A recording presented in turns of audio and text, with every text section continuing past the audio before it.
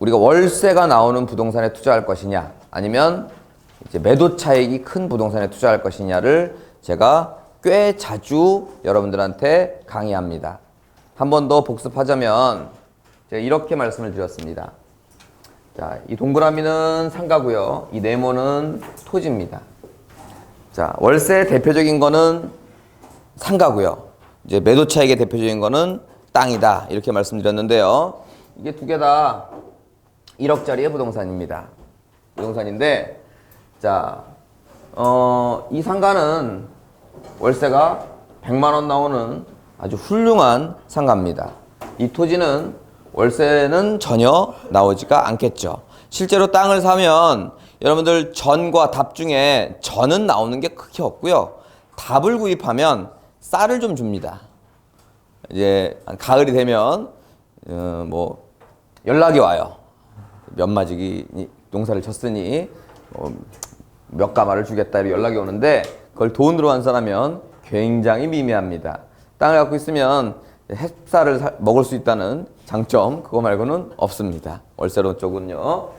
자, 그런데 자, 제가 이런 말씀도 드렸습니다. 그래서 우리가 대출을 받아서 구입을 한다고 가정을 했을 때 이 대출에 대해서 잠깐 얘기를 하자면 오늘 아침에도 잠깐 얘기가 나왔었는데 여러분들 뭐 지렛대 효과라든가 아니면 뭐 레버리지 효과 이런 거 들어보셨죠? 이게 아주 간단한 건데요. 이제 이런 겁니다. 남의 돈을 활용해서 나의 수익을 극대화시켜라 이런 내용인데 쉽게 얘기해서 이런 거죠. 좀 다른 얘기입니다. 1억짜리를 대출을 80% 받아갖고 8천만 원에 대출을 받고 2천만 원에 현찰을 투자했는데요. 이게 이제 2배가 됐습니다. 2배. 2배가 됐으면 얼마가 되는 거죠? 2억이 되는 거죠? 네, 그런 겁니다. 그럼 우리는 물론 여기에 대한 이자 비용이 나가긴 하겠지만 우리가 2천을 투자해서 어마어마한 2억이라는 돈을 손에 만질 수 있는 그런 게 이제 레버리지 효과겠죠. 그런데 난 대출이 싫어. 그렇다면 8천은 쓰지 않고 이것만 써야 되겠죠? 2천을 투자해서 2배가 됐어요. 그럼 얼마예요? 4천이 되는 겁니다. 끝. 이게 가장 기본적인 레버리지 효과의 장점이다 말씀을 드렸고요. 거기에 대해서는 이제 경기나 정책에 따라서 이런 거를 활용하는 데 있어 사전적 의미입니다. 이런 있어 위험성도 따른다라는 말이 있죠. 하지만 지금 얘기하는 건 위험성이 아니라 대출에 대한 금리가 지금 나와 있기 때문에 여러분들은 그거를 위험성이 아니라 계획으로 잡고 투자를 하셔야 된다라는 말씀을 드리는 바입니다. 이게 기본적인 레버리지 효과고 여기서 파생되는 게 이제 월세 수익형 이제 레버리지가 나오겠죠. 자, 다시 일로 오면 자, 대출을 자, 아주 실질적으로 해볼게요. 대출을 제가 세 가지를 이렇게 했었는데 하나도 안 받는다. 그리고 50%를 받는다. 아니면 100%를 다 받는다. 여러분이면 어떻게 하시겠다고요? 다 받는다. 그러면 지금 약간 넉넉 잡고 연 대출 이자 4.5%로 적용을 해보도록 하겠습니다. 그럼 1억에 4.5%면 얼마예요?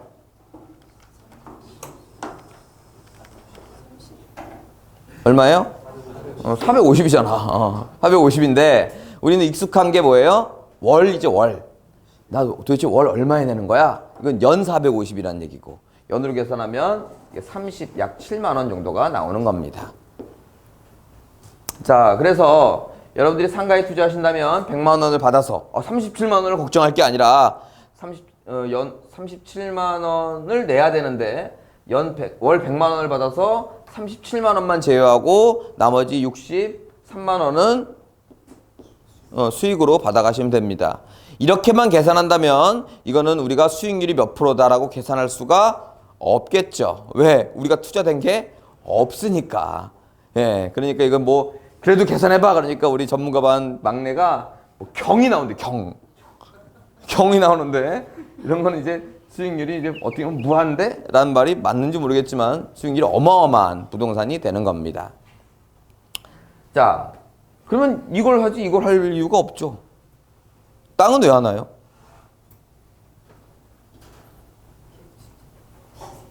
시세 차익으로 하는데, 아니 이렇게 잘 나오는데 만약에 이런 물건이 있다면 1억 투자해놓고 돈 한 푼도 안 들이고 63만 원씩 나오면 굳이 땅 할 필요 없는 거 아닙니까? 좋아요. 자, 그러면 63만 원을 1년 동안 모으면 750만 원이 됩니다. 그죠? 이 두 가지 조건입니다. 1억을 투자해놓고 월세가 100만 원이나 나오는 상가에, 첫 번째. 두 번째는 우리가 신용이나 뭐가 어마어마하게 좋아서 100%를 대출받았다는 전제입니다. 그랬을 때 63만 원이 나오고 실수령액이, 물론 여기는 세금이 있지만 그거는 교육의 그 편의상 좀 빼겠습니다만, 여기를 이제 12개 12개월로 곱하면 750만 원이 나온다는 얘기입니다. 자, 연 750만 원이 나옵니다. 아니면 월 63만 원이 남들보다 더 생깁니다. 좋은 거죠? 자, 뭘 할 수 있나요?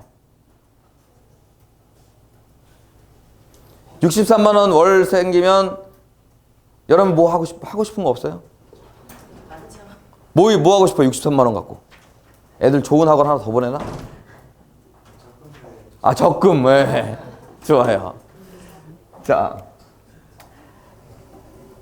할 게 없죠. 난 할 게 없어. 63만 원 더 생기면 조금 한 달에 한 번 거하게 시작하는 걸 한 2번 정도 할래나? 그 정도로 끝날 것 같아요. 연 750만 원이 생기면 차를 뽑나요? 네, 안 되고요. 네.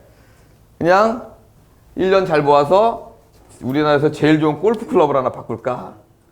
이제 뭐 이런 생각을, 만약에 소비 쪽으로 쓴다면, 이거를 이제 10년 모으면 어떻게 돼요?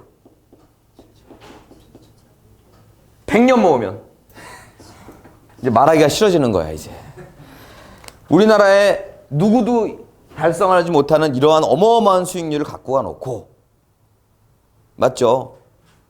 은행에다 넣으면 10,000원 돈 주는 거를 60배를 넘게 받아놓고 고작 할 수 있는 게 요 정도밖에 안 된다는 거예요. 제가 크게 얘기하면 이게 부자가 안 된다. 부가 창출되지 않는다라는 결론을 내린 바 있습니다. 그래서 여기 계신 분들이 이쪽만 계속하면, 아, 저 사람은 부동산 활동을 굉장히 많이 하는데 부자는 못 돼. 갑자기 부천 살다가 여의도나 강남으로 이사는 못 가. 그런 겁니다. 그래서 그걸 창출하기 위해서 이거를 투자하죠. 자, 최고를 얘기했고 최악을 얘기했으니까 이건 최악부터 얘기해 볼게요. 1억을 대출받아갖고 요즘 금리가 싸니까 대출을 받아서 딱 했더니 월 이자 37만 원은 벌어서 갚아야 됩니다. 37만 원이 아무것도 아닌 것 같지만, 생겨도 별거 아닌 것 같지만 벌어서 갚으려면 은근 부담입니다. 근데 뭐 이게 재테크, 투자라는 게 산수처럼, 또는 뭐 1년 후에 이게 얼마가 돼 이런 게 있다면 37만 원을 내가 사는 금액에 포함하면 별거 아닙니다. 37만 원 1년 모아봤자 450만 원밖에 안 되잖아. 내가 1년 보유하는데 1억 450만 원에 사는 거라고. 1억에 비해서는 굉장히 미미한 금액이거든요. 그런데 그런 불확실한 미래이기 때문에 이게 벌어서 갚는 게 부담스러운 거예요. 그런데 잘 보세요. 우리가 땅을 사놓고 1년이 지났는데 1억 750만 원이 됐어요. 1억 750만 원이 됐어요. 야, 엄청나게 올랐네. 이래요? 그러면은 더럽게 안 올랐네. 이렇게 얘기해요? 맞잖아. 그렇게 얘기하잖아. 1년 지났는데 700만 원 올랐대. 근데 이걸 요대로 대입해 볼까요? 우리 1년 동안 750 받고 너무너무 좋아했어. 맞잖아요. 요렇게 가면 더럽게 안 오른 거야. 그래서 얘와 얘는 같은 부동산이지만 목적이 확실하게 다르다는 걸 말씀드리는 겁니다. 이 정도 놀라야지. 1년 지났는데 1억 5천. 1년만 더 지나면 한 2억 되겠네. 이렇게 되면 이제 이런 게 안 아깝지. 자, 그래서 목적이 다른 부동산이라는 걸 여러분들이 인정을 하시고 여러분에 맞게끔 투자해라까지 제가 말씀을 드렸습니다. 저는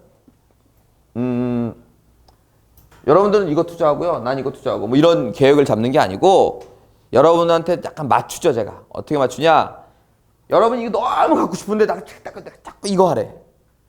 여러분 안 해. 거꾸로 이거 너무 갖고 싶은데 내가 자꾸 이거 하래. 안 한다고. 그러니까 여러분들한테 나름 맞춤형 교육을 시켜드리자면 여러분이 하고 싶은 거를 첫 번째 하시라고. 여러분이 이거 좋아하고 이것만 내 하면요. 이게 계속 늘어.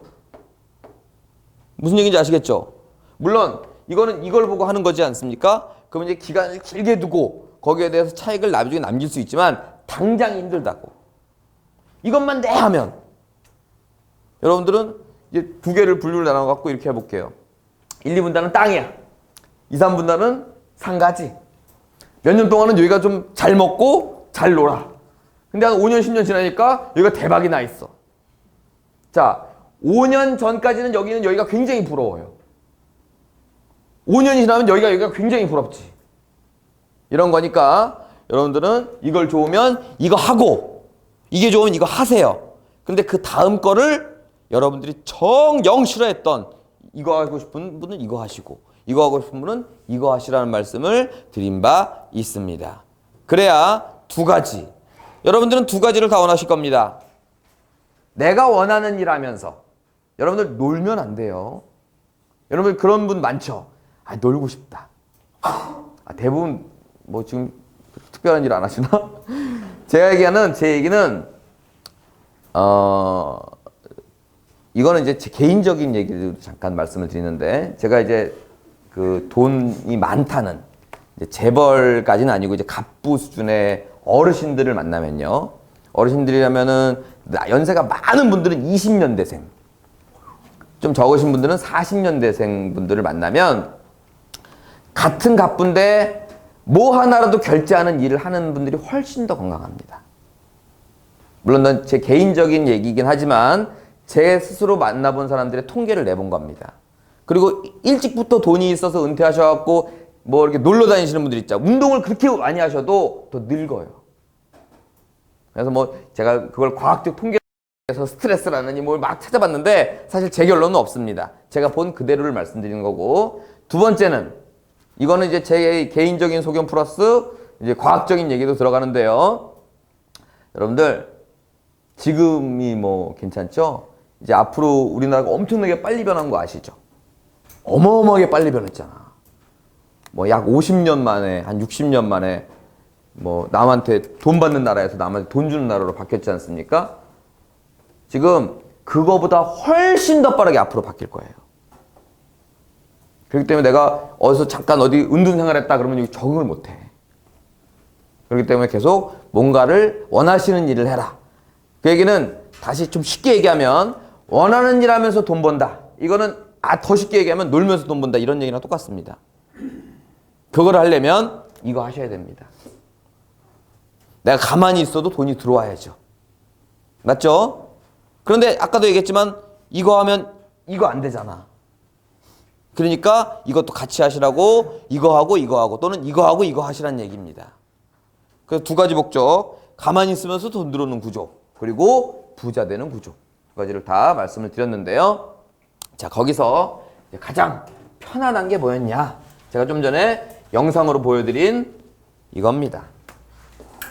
공장이나 창고였죠.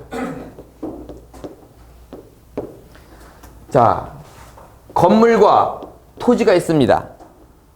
공장을 살 때는 건물 위주로 사셔야 됩니까? 토지 위주로 사셔야 됩니까? 공장이니까 건물 위주예요? 아니라 그랬습니다. 공장을 사러 가는데 공장을 눈으로 볼 게 아니라 그 토지의 가치를 보고 사라 그랬습니다. 그건 뭡니까? 상가가 아닌 매도 차익형 부동산을 구입하라는 얘기입니다. 자, 이것도 얘가 요령을 알려드렸습니다. 그 부동산을 보러 가서 그게 경매든 매매든 좋은 부동산이 나왔다면 그걸 뚫어져라 보고 있어도 거기서 돈이 나오는 게 아니라 그랬습니다. 그 부동산에 서서 그 주변을 살피라는 얘기입니다. 즉 그 주변을 살피라는 얘기는 단순히 눈으로 살피는 것도 있겠죠. 그럼 뭐 저만큼의 크레인이 서 있어.